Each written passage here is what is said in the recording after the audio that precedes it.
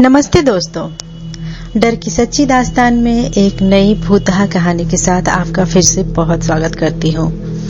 उम्मीद करती हूँ आपको मेरी कहानियाँ अच्छी लग रही होंगी, काफी डरावनी लग रही होंगी। तो आज की जो कहानी है वो एक ऐसी चुड़ैल की कहानी है जो जंगल में रहती थी और दो भाइयों का उनसे सामना हुआ। तो चलिए देखते हैं क्या होता है कहानी में। समीर और उसका छोटा भाई वीरू अपने मामा के घर से छुट्टी बिताकर लौट रहे थे।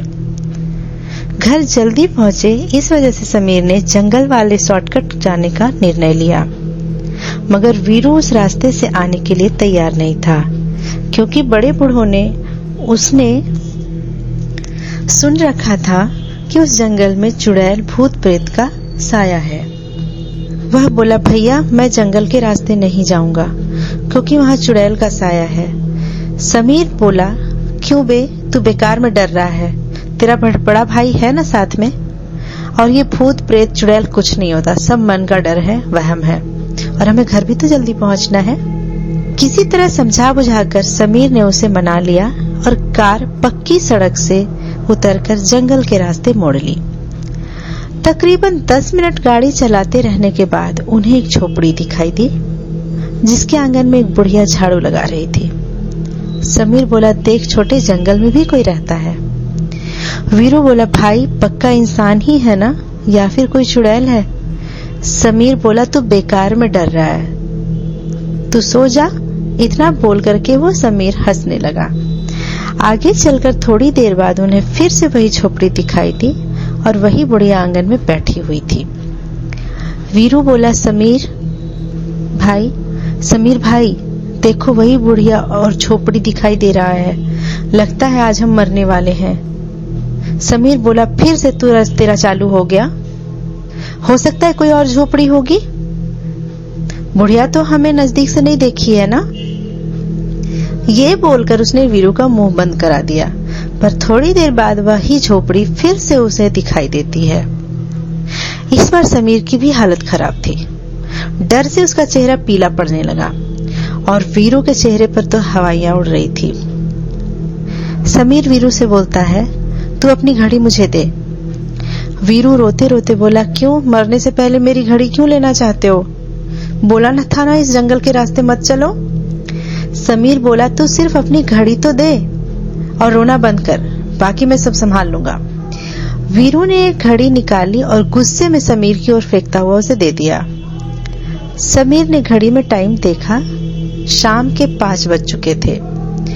उसने वह घड़ी कार के खिड़की से उस झोपड़ी के नजदीक रास्ते में गिरा दी और गाड़ी तेजी से भगाता हुआ आगे बढ़ गया। थोड़ी देर बाद उन्हें वह झोपड़ी वापस दिखाई दी। इस बार फिर बुढ़िया वहां नहीं थी।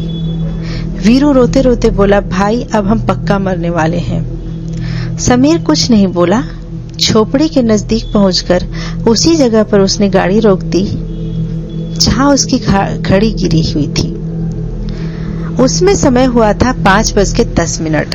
समीर समझ गया था कि हम किसी छलावे के फंदे में फंस चुके हैं। उसने वीरू को घड़ी उठाकर दे दी और कहा, पहन ले। समीर ने उससे कहा, तू गाड़ी में रुक, मैं भूतनी से मिलकर आता हूँ, और झोपड़ी की ओर चल दिया। वीरू चिल्ला रहा था, भैया वहां मत जाओ, वो चुड़ैल है, चुड़ैल। फिर अचानक वीरू के गाल पर एक चमाट पड़ा और आवाज आई, घर आ गया है छोटे, उठ जा। और वीरू की आंख खुल गई। वीरू आंख मलते हुए उठा तो देखा गाड़ी उसकी घर के आंगन में खड़ी थी और समीर कार से सामान निकाल रहा था। जब उसने घड़ी देखी तो सचमुच 5:10 हो रहे थे। समीर ने आके उससे पूछा कि तू नींद में क्या बड़बड़ा रहा था। वीरू बोला, भैया आज हम लोग मरने वाले थे, लेकिन पता नहीं कैसे बच गए। तो कैसी लगी ये हास्यास्पद डरावनी कहानी? उम्मीद करती हूँ आपको अच्छी लगेगी। तो मुझे कमेंट कर जरूर बताएं, अपने अनुभव जरूर शेयर करें और मेरे चैनल को भी सब्सक्राइब करें। तो फिर मिलते हैं एक नई कहानी के साथ नए अंक में। तब तक अपना ख्याल रखें, खुश रहें। धन्यवाद।